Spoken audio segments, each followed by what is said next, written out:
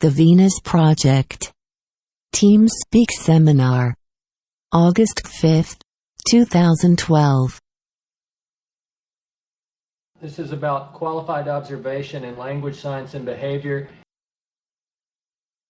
Well, it seems that most people have difficulty in accepting different ideas. So how do you know of the many different things that you hear? How do you know which one to accept, which are valid, which are less valid? What system can we use? So when I mentioned the scientific method, I meant that in most instances, scientists investigate problems and they put them to test. And those that work, they select, and those that don't work, they reject. And those that they have no information on, they hold in abeyance. And so, the more information you acquire, the different your ability to select. In other words, if you don't acquire information, it's very hard to know that which is relevant. There are many people that claim they have seen flying saucers. And there are many people that claim all kinds of things. How do you know? Are they sincere? Are they lying? I don't think so. I think that what they believe they see is not always accurate. People are not always accurate in describing information. We know that in many instances, weather balloons have been interpreted as flying saucers. We know that certain views of aircraft or reflections in the clouds, this happens sometimes, with moisture in the air, half of an airplane will be reflected on a cloud. Are you familiar with that?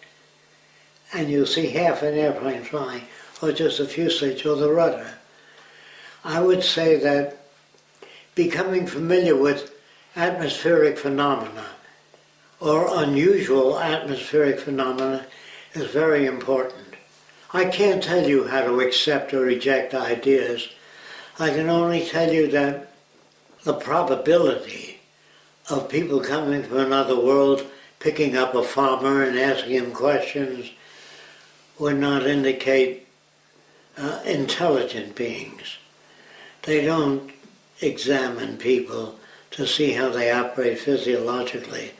There's enough information out on the internet, radio and television for them to pick up the general values of our society. I don't think they want to sexually abuse anyone or take advantage of them. I don't think they would have that system and achieve what they've achieved. I don't believe they can come here and tell us that they found a way of life that works for them. You install it, you find out that it works. Even if they have found a way that works for them, they cannot transfer that information to us except through faith. If we have faith in what they know, a scientist might say, hey, whatever they say must make sense because they've traveled 100 million light years through space. They must know what the hell they're talking about. Whether we understand it or not, that's something else. We don't have to understand what a doctor says to us. But if a doctor says you have thyroid cancer, we don't know how to sense that. If he says it has to be removed or a certain treatment, we feel he knows more about it than we do, so we trust that he'll do the best he can. And so this is our problem, our lack of knowledge and information. When you go on a protest strike, say against government or whatever it is that you go against, Wall Street or anything else, I would assume if you don't have in your head a possible alternative that might work, such as when you come up with, if we only elected decent and ethical people, we wouldn't have these problems. Or what are decent and ethical people? Can you name a few decent and ethical people? Do you know who they are? And if you don't know who they are, what procedure do they follow to make the world safe from war, poverty, hunger, mistreatment of humans, prisons, police. What is your alternative? So I would say, before you possibly engage in a protest march, see if you can come up with an alternative, a workable alternative. See if you can get sufficient people with information that can offer possible alternatives. But just marching in front of a bank saying the banks have been shafting people for years, that's important. But what to do about it is also important. If you can't do anything about it, you offer nothing. If you boycott banks, take your money out of the banks, they will fail. If they fail, what would you replace it with? If you don't have anything to replace it with, there are other foul things that will arise. So I would say that marching in front of a bank or a institution that advocates decency and ethics without an operational description of how that's to be applied, I would say they offer nothing. Now, most of us would like to believe that they offer something. Well, you might even imagine that your priest, your local priest or religious leader might offer something. He can't offer something in an economic system that emphasizes individuality rather than sharing. Although the Bible emphasizes sharing, it's not specific. It doesn't attack systems. Although there are some indications that Jesus chased the money changers out of the temple. The money changers felt that if they did that in front of a temple, they'd have more people to deal with. But chasing them away from the temple doesn't change their values. What changes their values is a possible workable alternative, and that's what you have to offer. Someone wrote in once and said, oh, they thought a technate would be a better transitional plan because it would give people the tokens, the certificates that they had. What do you think about that? Without changing the technocrats themselves to methods of evaluation that might be more relevant, I'm not sure that would work. I think they have to learn how to see the world in a different light. Then the technocrats give you information on what a fact is. A fact is an agreement amongst people. They call certain things a fact. But nothing is factual in the sense of different points of view. You can do research to prove almost anything, but you can only prove it to people that don't know enough about extracting significance from a situation. How do you evaluate that? You can't unless you're trained to do that. So I'm trying to say something.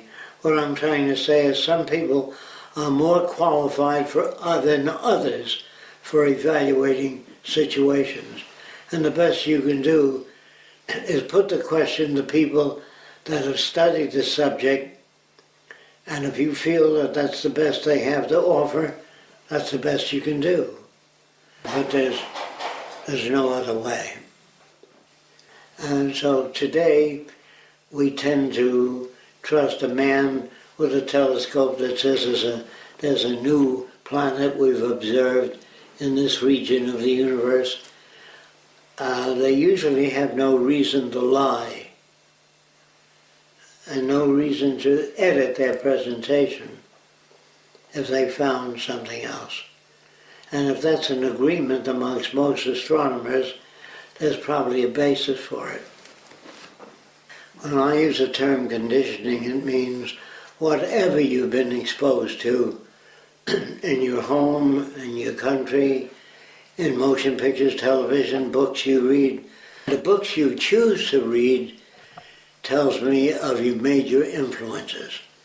If you read books on metaphysics and you don't know the difference between scientific recommendations and metaphysics, you can't select that which is relevant. And if you find the scientific method too complex for you to understand, try to get books like the layman's book on science or Introduction to Science. If you find it too complicated and the words that they use you don't understand, try to get an introductory book. That would help. And before you ask questions, try to look into the field a little more. Like, what is a belief system? If an honest person that's been honest with you tells you, believe me, there is a God, that doesn't make it so. Even though a person is sincere, absolutely sincere, it doesn't mean they can describe events accurately. This is a terrible situation because most people feel they're sincere. When nations go to war with one another, they honestly believe they're doing the right thing. And they feel, well, everybody you kill has been a threat to the country anyway. So what can you do? You can't just stop the war industries by walking with a sign in front of a munitions maker saying, don't make those bombs anymore. He can't live without making the bombs. And even if you got him in the corner and you can talk to him, and if he agrees with you, how else can he live? You have to tell him. If the nation orders bombs, he makes them. He only does what the nation asks him to do. If the nation says we need 400 airplanes, he says, what kind of planes do you want? How fast do you want them to go? They have to be faster than the enemy planes, and somebody has to have information. If you get misinformation, like weapons of mass destruction existing somewhere and they don't really exist, you act as though they do. So how do you know that which is true? Well, there's no such thing as truth. There are different presentations of different countries. But I think there are certain uniform things that people will agree upon. Like I always point out, clean air, clean water, food, relevant education. You can get people to agree on those things. And if you can do that, that's a starting point. I have never heard of another system that explains in more detail than behaviorism. When you say man is more than the sum of his parts, I would say that so is a can of beef, and so is a watch more than the sum of its parts. It may be 10 ounces of aluminum or stainless steel, but arranged in gears and things like that makes it more than just the sum of its parts. So what? If man is more than the sum of his parts, can you show evidence of a man coming up with an idea, say, 500 years ago, a turbojet engine? I know of no evidence to that. Although they say in the Quran that everything modern today, from atoms to everything else, is in the Quran. I would say that in the past, in ancient Greeks, they talked of atoms and electrons, but that's a supposition. Until we can see them, doesn't make it valid. But people can suppose that people have brains, and with their brains they think things out.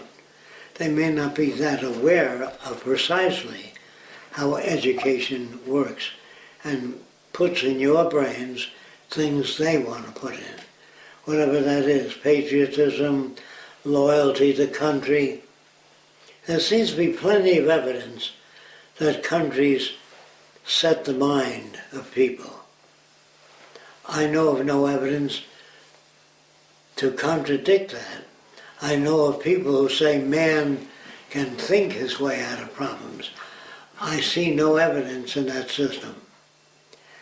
And also, the more complex a system becomes, the more difficult it is to share with other people. especially if normal people feel that it's their own intuition that tells them something. The more they know, the less intuition you depend on. So the major difficulty is knowing enough about a subject to realize how valid it is or whether it's invalid. And that's why the majority of people look for simplicity. Simplistic explanations, like children. Why did you break the window? Because. Because. Child doesn't. He said, I broke the window, I want to see when it breaks. Daddy would spank him. And Daddy said, why did you break my shaver, electric shaver, throw it in the toilet bowl? The kid doesn't say, well, I did it because I want to antagonize you because I don't think you treated me fairly. The kid can't say that. He says, because it's safer.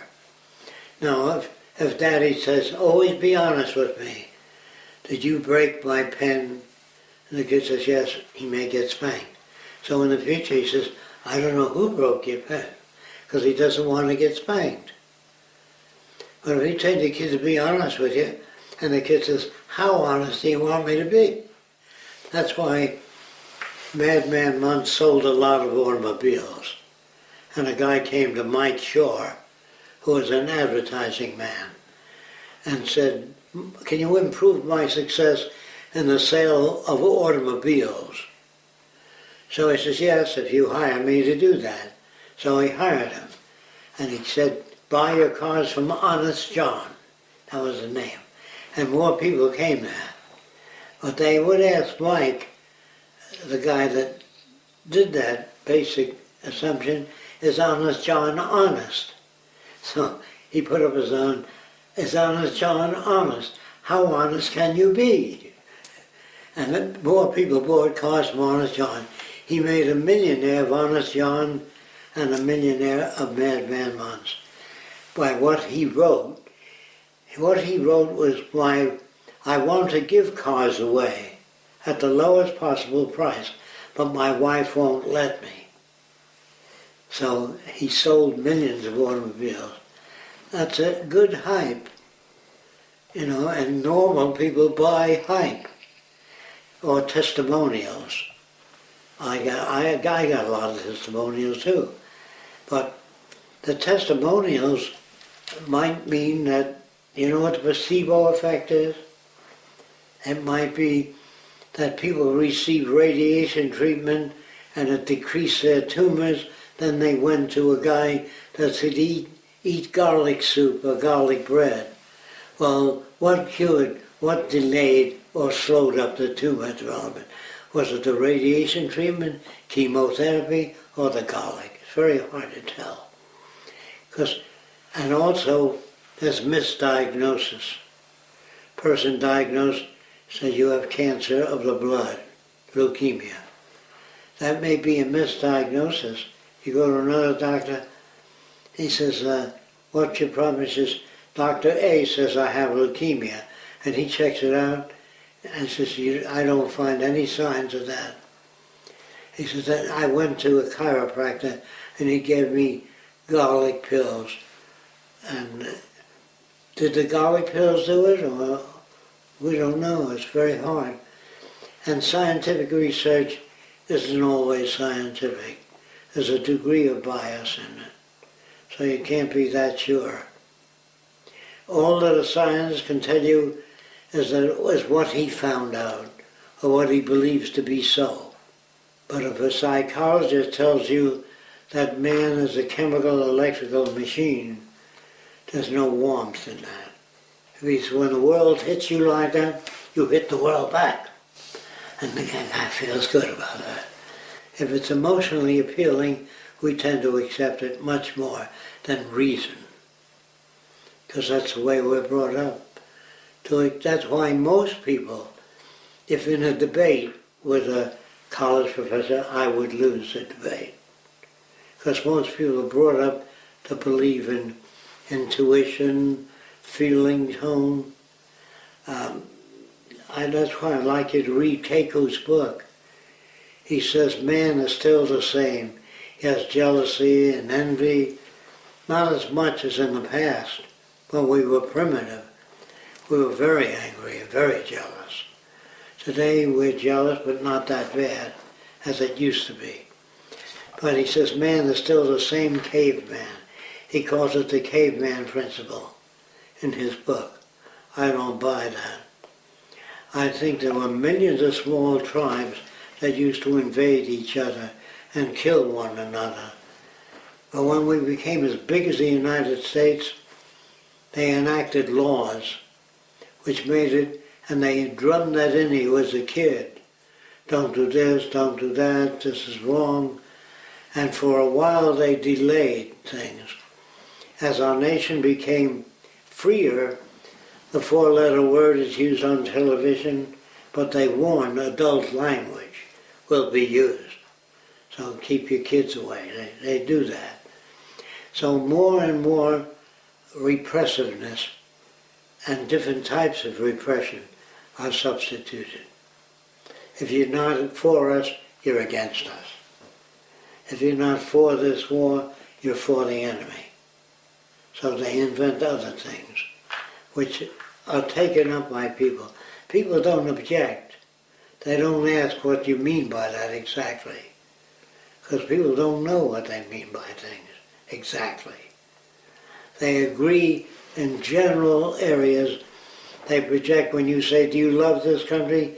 You bet, more than my own life. So I'll put my life up for this country. But he doesn't know this country that well.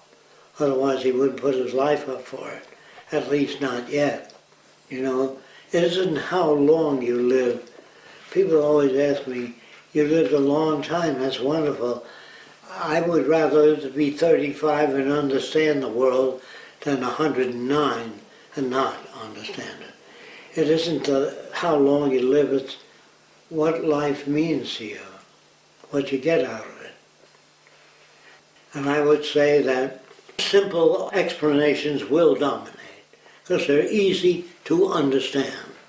Complex information is not easy to understand. When a guy says, give me the good old USA, that's easy to understand. It's the red, white, and blue. And it's true, the red, white, and blue. Look at the other countries, they don't understand the living we have. That's no analogy. Understanding what a good analogy is. Even though we have the highest standard of living, doesn't mean we're a better country. Germany had a lot of great things going for it, but the German people were exposed to a great deal of myths also. The Arab world is loaded with myths, but if you explode their myths, they take you as an enemy. They don't say, gee, you've enlightened me in many areas. You have to try to reach an Arab, but you can't take away his myths. If he believes God wanted man to have many wives, I ask him why. They said because man is always looking. Even though he gets married, he looks at different women.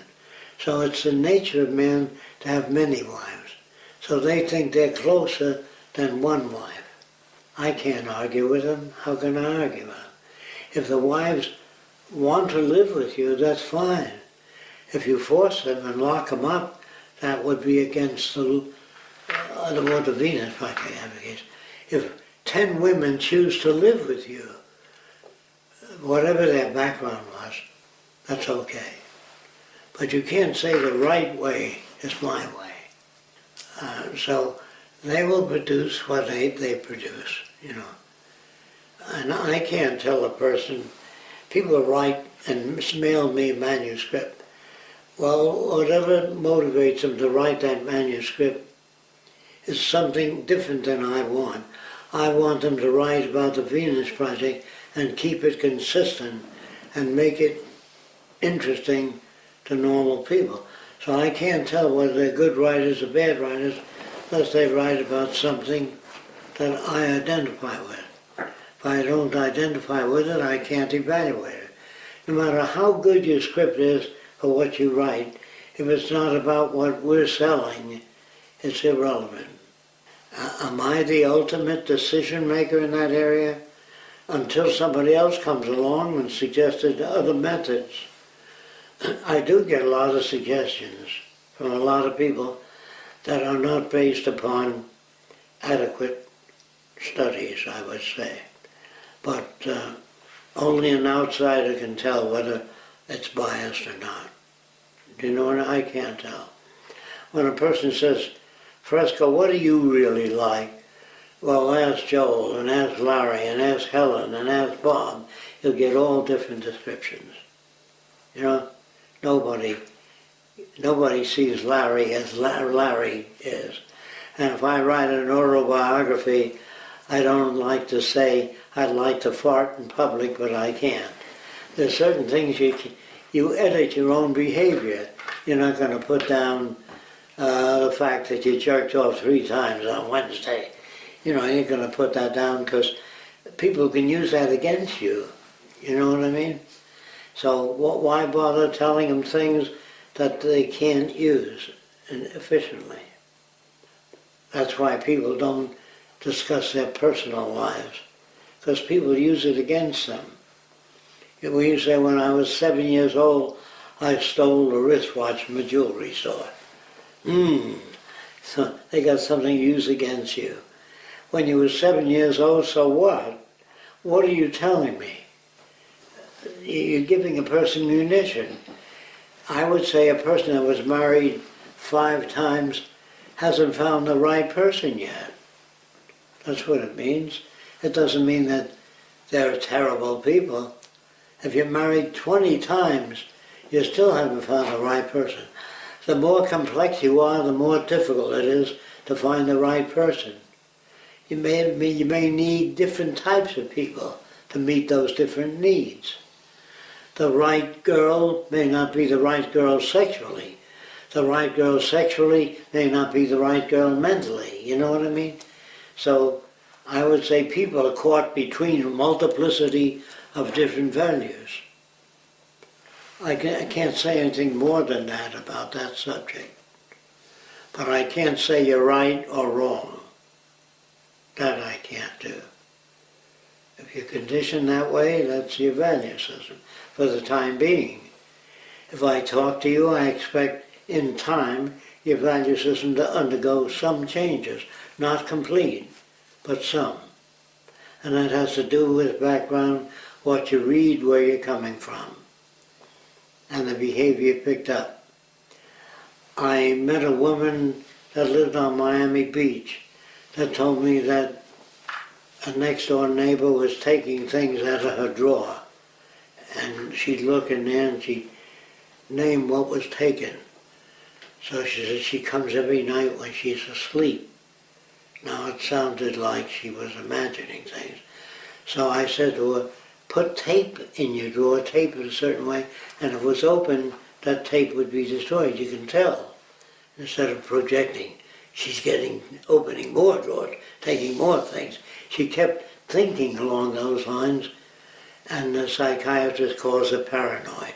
When you take your own thoughts and multiply them and extend them, you can extend them into all kinds of dimensions. But if you put tape in the drawer, 2 places, so if the one doesn't tear, it means that somebody has opened your drawer, or else you didn't put the tape on securely.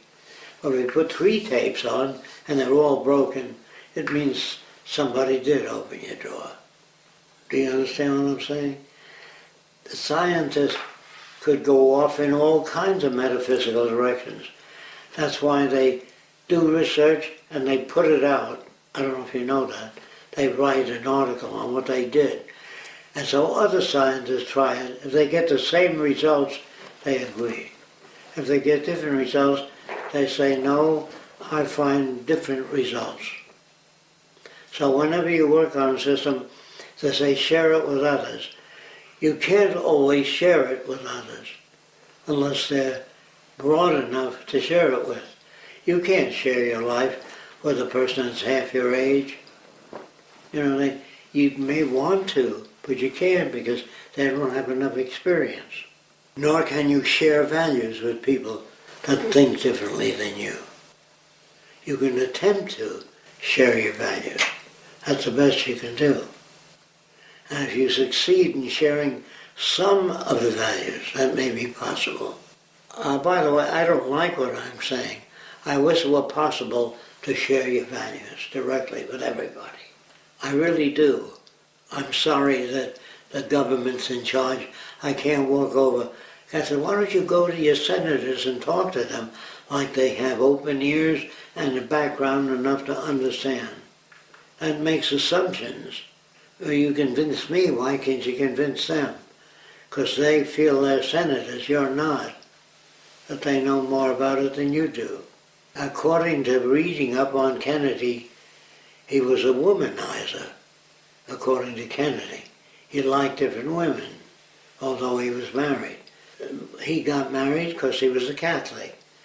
Is that wrong? No, it's not wrong. It's different than the majority of people think. But they get mad if you can use that against Kennedy, you can get somebody else elected. Do you understand where the guy's coming from? You kind of get where he's at when he's arguing against behaviorism. He feels you're authoritarian in your... I can understand that. Yeah, sure. I would say a watchmaker is authoritarian on how to fix a watch. He looks at the spring first to make sure it isn't broken. He has a procedural system, and then he listens to the ticks, how far apart they are. He has a procedural system as a watchmaker, but a non-watchmaker trying to repair a watch without knowing anything about the operation is less apt to be able to repair it. That's all. It doesn't mean he can't. He's less apt unless he uses a procedural system. I would say chemistry is a procedural system. When a chemist wants to make glue with a tight bond under varying conditions, salt, water, high temperature, low temperature, he has to make different mixes, glue things together, and put them in different temperatures, and then pull them apart, and say this glue mixture will hold under varying temperatures, and he'll give you the temperature. And if you put it in salt water for 3 days, it'll lose its adhesion. I would say that's kind of a good thing. And he writes that this glue will hold up under this temperature and not under that temperature. I would say he's not trying to sell you anything. If it's a report, that's called a report. And all reports are procedural systems. That's why they're called, I don't know if you know this, the scientific disciplines. Like how to check an airplane before you take off. They say check the tires first, second whether there's water in your fuel. Your engine might cut out due to moisture vapor in the tank, and when it got cold it condensed in the fuel. And your fuel was not as combustible. So they give you a procedural system or a dictate of what to do to get the maximum out of flying. Now, I said that when I tell people you could use eyeglasses to start a fire if you're lost in the woods, if you don't have matches, that's useful information. But how do you know where the north is? It seems that fungus grows on the north side of a tree. So that tells you where north is. If you look around the tree and when you have moss growing or anything of that kind, that's in the northern region. Especially if there's a strip of moss. And all trees have that, unless they're in a jungle where you can't get the sun at all. But you have to look at trees that are off by themselves. They're more accurate, because moss grows around more of a tree that's in a jungle. Now, there's a book called Survival, a military handbook. You ever see it? It's about that thick. How to survive in the woods, what you can eat, grubs, certain types of worms, certain types of insects, and how to prepare them. You ever see that book? It's called the Military Handbook of Survival. It's a very useful book to have. It has nothing in it about patriotism or anything. It just tells you what you can eat, how you can chew your leaves, what to do with leaves that are not chewable, and that's under adverse conditions. It's a military book issued to GIs, especially aviators that have crashed in the jungle and they don't know what they can eat or how to know where north is or south. That survival book tells you how to survive from cumulative information from many people that survived.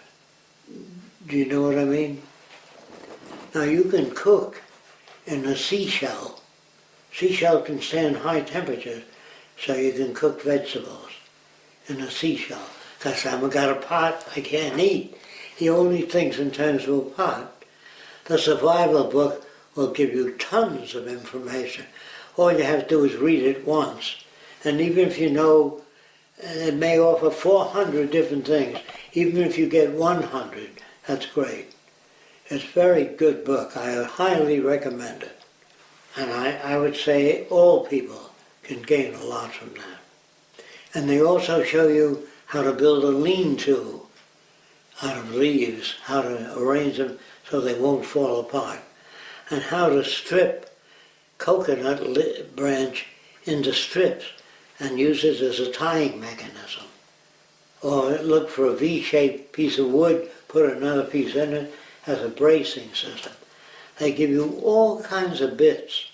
Some you can use, some you can't, but people don't pledge allegiance to using the scientific method. They use it because it works. You can't put 1,000 tons in an airplane, get off the ground, no matter what your philosophy is. The airplane, the wing area and the horsepower determines how much weight it'll lift. But it's authoritarian, they would say, believe me, take my word for it. Have you done any work in that area? No. Then it would tend to be authoritarian. But if you recite that a saw that's kept sharp can cut wood better than the saw that's dull, that's not authoritarian. That's information. And that's about the best I can say for now. What has convinced you that the monetary system is set to collapse or fail? It seems to me that many have made this claim before, but it has always managed to continue existing. What information do you base this assumption on? It appears to be happening all over the world, not just the United States. All countries are revolting, possibly due to the internet and information that has not been available in the past. And systems are failing all over the world because there's unemployment, poverty, which is increasing in some countries. Some systems are failing, and it seems to be spreading, and it appears that politicians don't know what to do about it. They don't have any counter programs. In other words, if the Syrians take over their country, what are they going to do that's different? I don't know that. And I don't know what the counter proposals are. And if there aren't any, you're going to have the same problems over and over again. And also the sheer fact of automation replacing enough people so a majority of them don't have purchasing power, that too is the end of the monetary system. It can't function. I read that Space Command, a series of new and original feature films, has been granted permission from Jacque Fresco to utilize his designs in their production. Can you tell us more about this?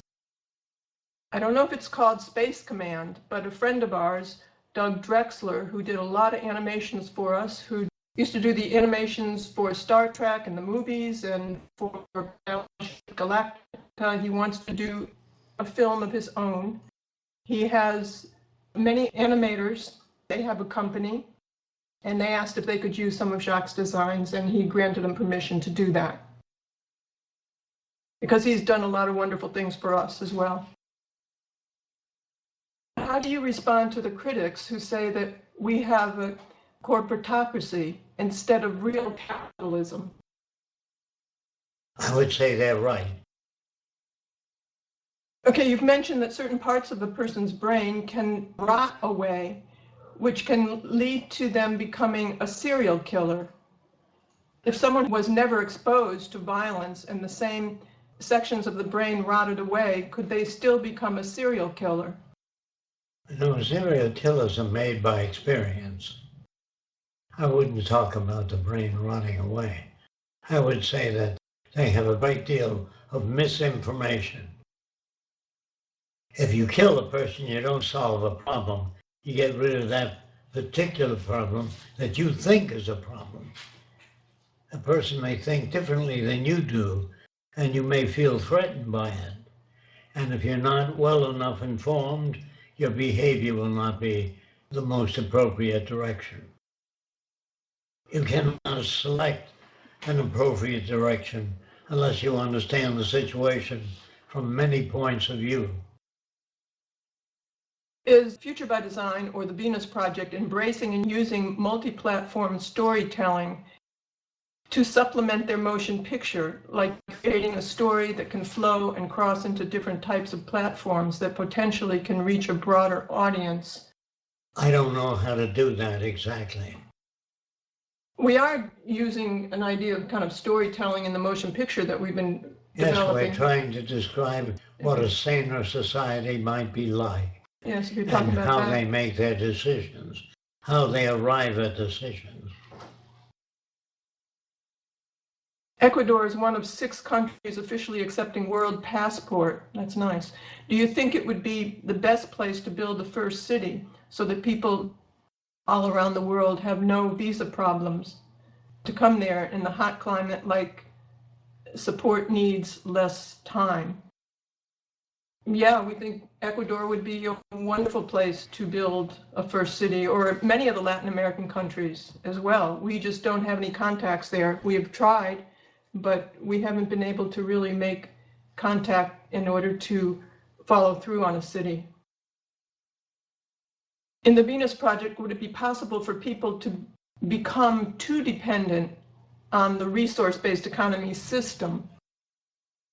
No, they will learn how to utilize resources intelligently.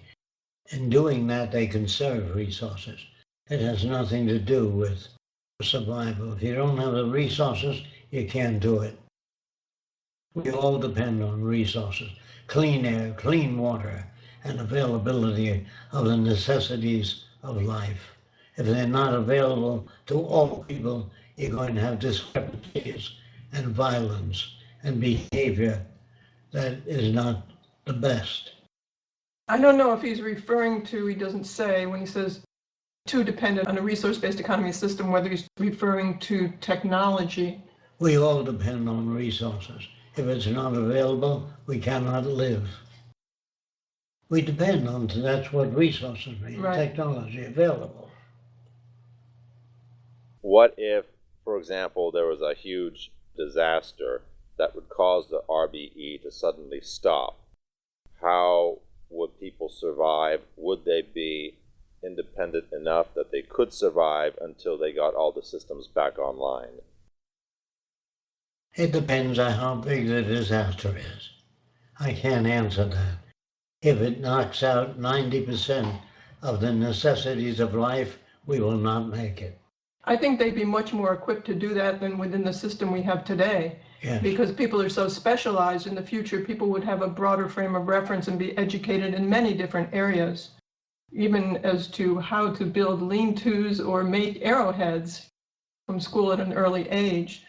So they would be able to cope. And a lot of things are local in terms of where they need to get resources and food and things like that. The energy was generated local.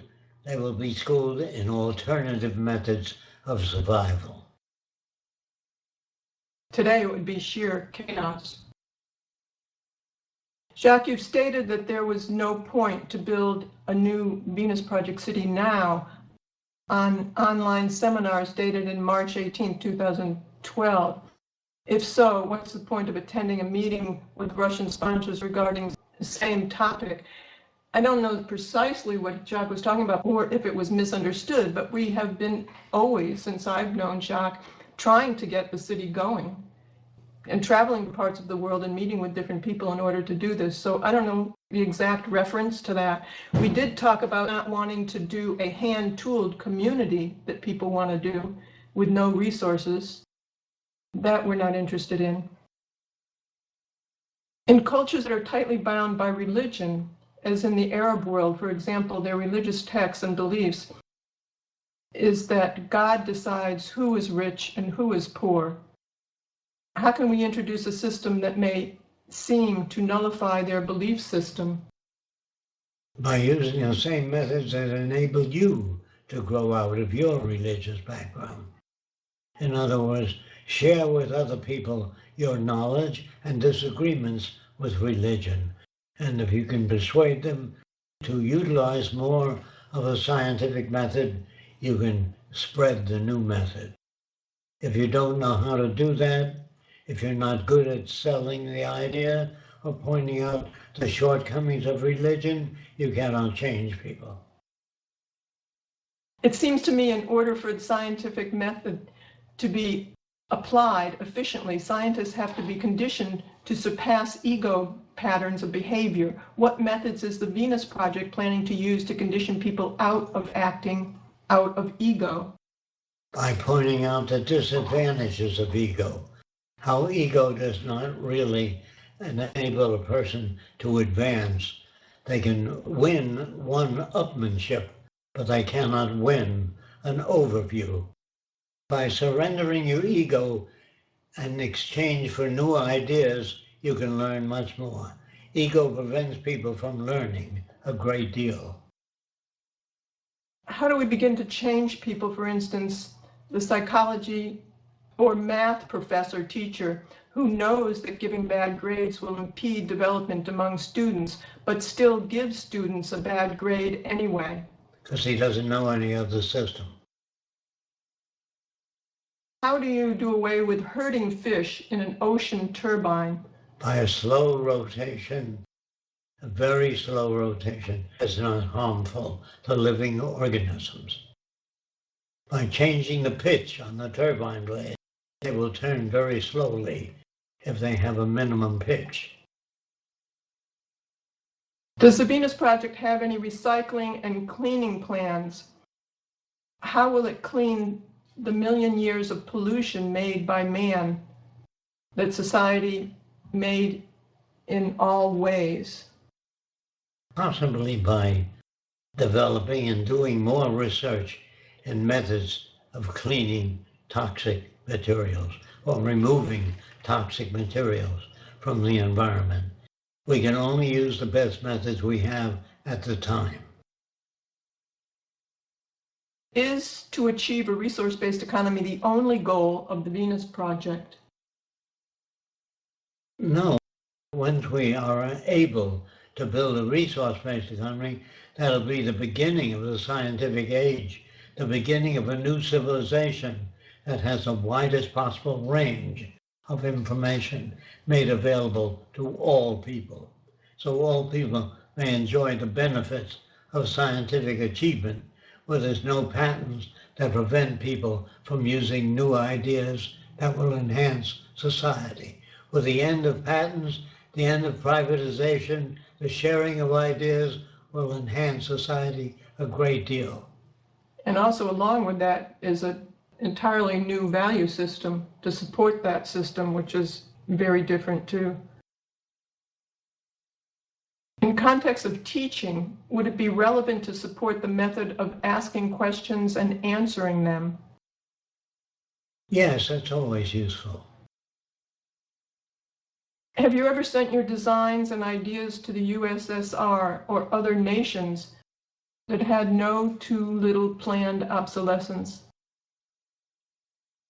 We try on the internet to make our ideas available so that people can understand the benefit of the round city or whatever other proposals we make. We try to back up those proposals by as much information as we have.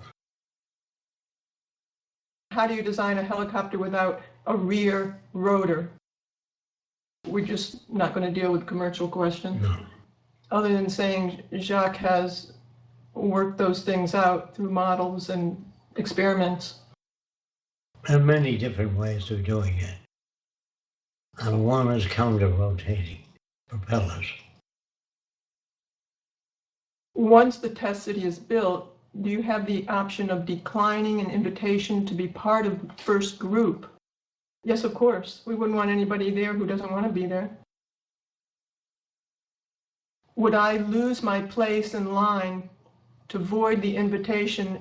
We'd prefer to wait until a city is built in my preferred geographic location.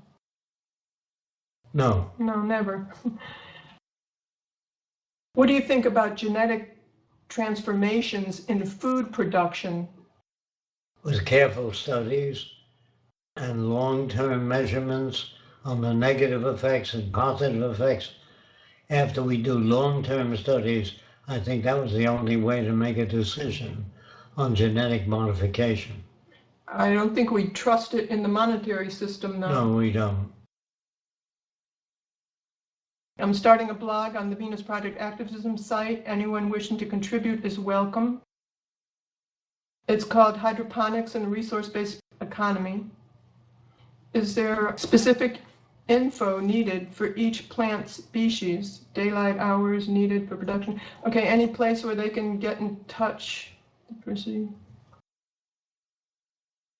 Check the Venus Project activism site for a new blog on hydroponics and a resource-based economy. Or air plants, or growing crustaceans in the ocean. What does Jacque feel is the most productive way of bringing awareness, infiltrating and playing the system, bringing a resource-based economy related materials carefully and subtle into the work you do, or to fully embrace the focus of bringing awareness on a resource-based economy? Do you think it should be done subtly in where they work? I guess they're asking, or No, fully meetings. embrace it? You do it in meetings. You discuss the best you know and as much as you know about the Venus Project, and tell others how to look things up on the Venus Project. We have a lot of questions and answers and a lot of different procedures if you learn how to look up the venusproject.com. I would try any way that you can. Try different methods. Try to confront directly and try and do it subtly, depending on who you're talking to and what you're doing. See what works. Do you agree that the world that we see around us is actually just an illusion and therefore just an experience in a physical state? The world as we perceive it is made up of atoms, is it not? And atoms are not solid. If you disagree, why? I don't disagree. I think that there is a way of looking at the world, and there is a way of operating everything on Earth for the benefit of people. And to the degree that you divert away from the reality, you have more suffering. If we use really related systems in evaluating the world around us, I think we can do a much better job than projecting values that do not exist. Yeah, you have to remember that if you don't get enough food or water, you die. If you get hit by a car, you can be injured for life or you die. So these are the systems that we live with, and these are the systems that have to be worked out to our benefit. In the future, do you think that it's possible that a class structure would develop between the people who work and those that don't? No, I don't see any difference. I don't see a class structure. I think too, if people are raised well and they're healthy, they will want to participate and work.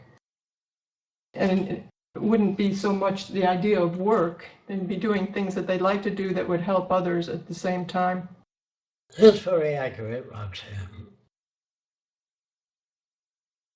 One more thing, there's a question on when certain things, Corsan and other things, are taking place. Can that person email me directly at meadows@thevenusproject.com, and I'll try and get them in touch with the right people. I think that was from Portugal. Again, thank you everybody for participating. Yes, we I appreciate really it. appreciate that very much. and keep asking questions. That's the only way to learn. Thanks, Jacque.